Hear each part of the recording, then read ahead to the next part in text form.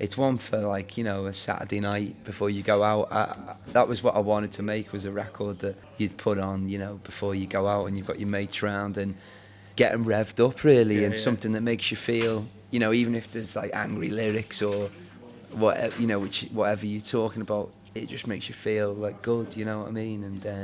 And a record for live, to play live, you know, because they transcend so well to, you know, even though we're just doing it for the first time and that, but they're fantastic to play, you know. It's just fun really, you know. You say it's like a Saturday night album, like a Saturday night, Sunday morning kind of vibe. Is that you sticking to your roots with the title as well as Don't Forget Who You Are? Yeah, definitely. You know, that's something I've always wanted to make, and the title is a little reminder. You know, I want to be in this for the long run, do you know what I mean? And I think it's important never to forget your soul and stuff. And I've read online that you said you wanted like sticking to it, keeping it upbeat, and it's not so metaphorically this time. So are you getting some strong messages out on this record then? Yeah, I think so. Yeah, it's a very. I guess all the lyrics are sort of, like I said before, if you're talking about falling in love or falling out of love, or you're angry or you're happy, you know, it's all pretty honest. You know what I mean? And so would you say you've gone through them processes from the first record, Colour of the Trap, to now? Yeah, definitely, mate. You know what I mean? 100%. Yeah. We're not going to go too much into that then, are we? You know what I mean? I think, you know, but that's what I mean. I wanted to, when you experience all them things for the first time, do you know what I mean? It's like, I just wanted to write about it, really. And I guess, you know, whatever you were going through, however you feel, you would have written about it. But I'm just, it feels nice to sort of, to do that, really, you know, in such a, I don't know, like a real way or emotional way, whatever you want to call it, you know.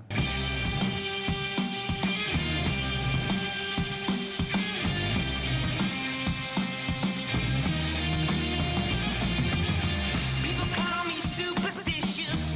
Well, they better watch their tongue. This one is so malicious. Got beyond the hits and run. Mirrors and suicide. Did you always want to be a frontman then? Because obviously you're just the guitarist in there, weren't you? I did, yeah. But I didn't have the confidence, really. You know what I mean? I always wanted to, but I couldn't sing.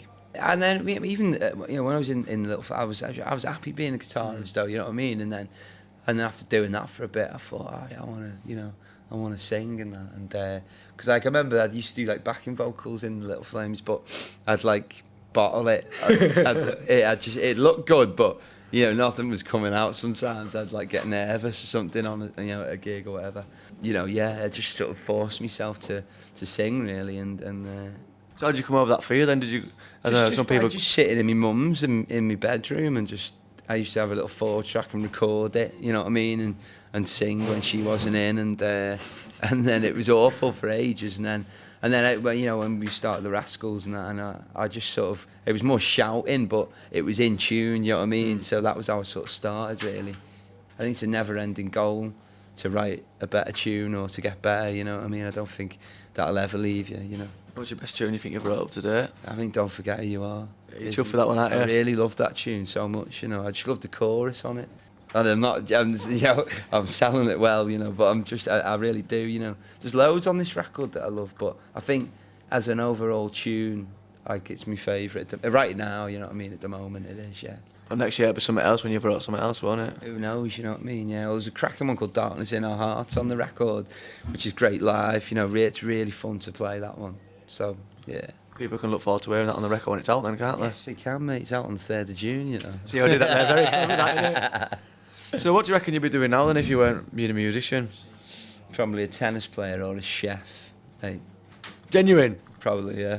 You were good at tennis, were you? Yeah, I used to really love tennis, you know. I still do. I don't really play anymore.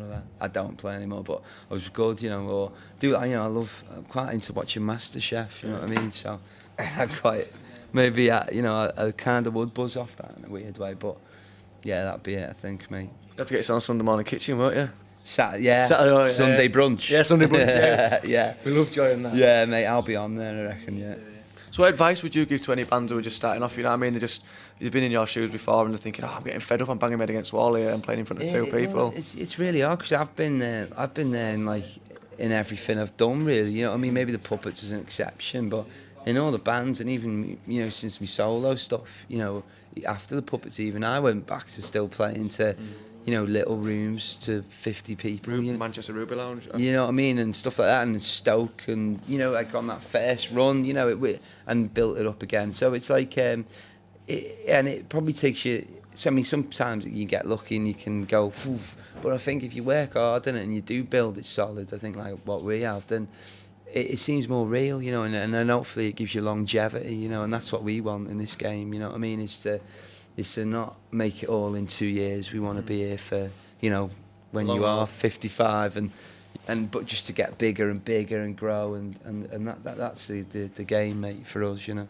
You're all about playing live and creating and for quality anyone, tunes. and for anyone else, like young kids and that, it's like it's just sticking to that and believing and you know, getting out there and doing as many little gigs to 2 people that you can do, because that's the only way you learn, you know what I mean? And it's amazing how much that does for you, playing those gigs, you know what I mean? Even though it can be a bore and you think, what's the point? But it really does define you, you know what I mean? And you learn a lot from doing that. Because then when you get something or you do a bigger gig or whatever, and there's half of the people there, half a room full, it feels, you know, it feels great, you know what I mean? I mean, I feel like that now, even though we're playing like little venues on this tour. We've kept it small for this one. But, you know, in my head, I feel like I'm going out to bloody Wembley, you know, when I walk out in there, you know what I mean? Do you think gigging is the most important thing, or do you think the internet's a big thing now? Or what? Because I know you're all about playing live and putting out brilliant records, but the internet's playing a massive thing now, isn't it? It is, I guess, and I guess, you know, I mean, I didn't really do that, so I wouldn't know, but I guess for young people it is, but I still feel like getting out there, though. Maybe it is old school, but I think for people to see it, and you know what I mean, I think that is important for, like, even like to doing those little gigs and that. I think it's better for you, like, writing, and it's better for, because you experience some things, you know what I mean, and you live in it, you know what I mean, and I think that's the important thing, rather than keep checking comments, which is the world that we're in. And you know, it's great in a way of the way you can get tunes out there that are just demos or whatever, and you know what I mean, you can spread the word like that, and it does happen quick. But I think as an artist, or as a lad or a girl, in wanting to get better and, you know, and do the thing, I think I do think it's important just to get out there, you know what I mean, and to just live it and go and play in your local bars and, you know, whatever, and someone sees you, you know, you can get a break that way, and they'd be like, wow, I've seen this girl and this band or this lad, and they're really cool, you know what I mean?